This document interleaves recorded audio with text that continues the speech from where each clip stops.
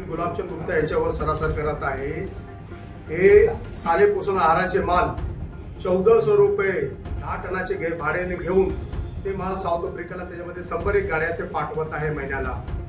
याचे त्यांचे भिवंडीचे जे गोडाऊन त्याच्या इन्क्वायरी करून त्याचे सीसीटीव्ही फुटेज काढून सर्व प्रसिद्ध होणार आणि जे आपल्या साडे पोषण आहाराचे जे साडे आहे व महिला बचत गट आहे त्यांचे सीबीआय इन्क्वायरी करा, त्याच्यामध्ये सर्व सिद्ध होऊन जाणार।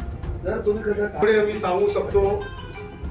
यामुळे आम्ही सांगू शकतो 1400 रुपये भाड्यामध्ये परवडणारच नाही। त्याच्या अगोदरच्या 2023च्या ट्रान्सपोर्टेशनचा भाडा घेताना फक्त 3300 रुपये होता। आता 2026 मध्ये जे घेतलेलं आहे टेंडर त्याच्या भाडा 1400 रुपये कसं आहे। 4500 रुपयाच्या भिवंडीचे मुंबई पोस्ट डिझेल आहे, 14000 रुपये गाडीचे भाडे आहे, 9500 रुपये खर्च आहे।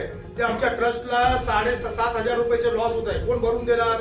अनिल गुप्ता काय पॉकेटमधून टाकत आहे का पैसा? ते आमच्या ट्रस्टला लॉस होत आहे। या संदर्भात दानवे सरांनी मुद्दा उठवला तेव्हा दानवे साहेब विरोधी पक्ष नेत्याने जेव्हा हे आवाज उचललेला आहे, काही तर त्यांच्याकडे पुरावा असणार की तेव्हा आरोप लावलेला आहे। 4-5 आमदारांनी आरोप लावलेला आहे।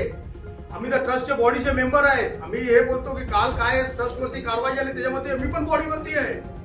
पण अनिल गुप्ता कुणाच्या हलका एवढी दादागिरी आहे की ते कुणाला नाही। अनिल गुप्ता ट्रस्टच्या जेव्हा पैसे घ्यायचा अधिकार कुणाला नाही आहे। अनिल गुप्ता आपल्या पर्सनल अकाउंट मध्ये 80% आपल्या 10% आपल्या पोरगाच्या 10% आपल्या जिजाच्या अकाउंट मध्ये घेते। ऑडिट रिपोर्ट मध्ये आहे, ते ऑडिट रिपोर्ट मध्ये दिलेले आहे।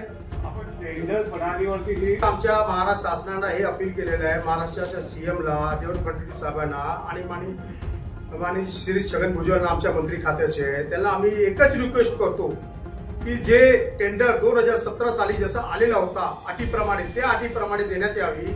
हे जे अटीनंतर टाकण्यात आलेल्या 2023 ला की जे ट्रान्सपोर्टर सध्या कार्यरत आहे त्याला 3 वर्षाचा अनुभव ज्याला आहे तेच टेंडर भरू शकणार, ते अटी काढण्यात यावे। याच्या मूळ कारण आहे की जे आपला टेंडर भरला कार्यरत त्यांच्याचकडे असणार 3 वर्षाच्या कार्यरत।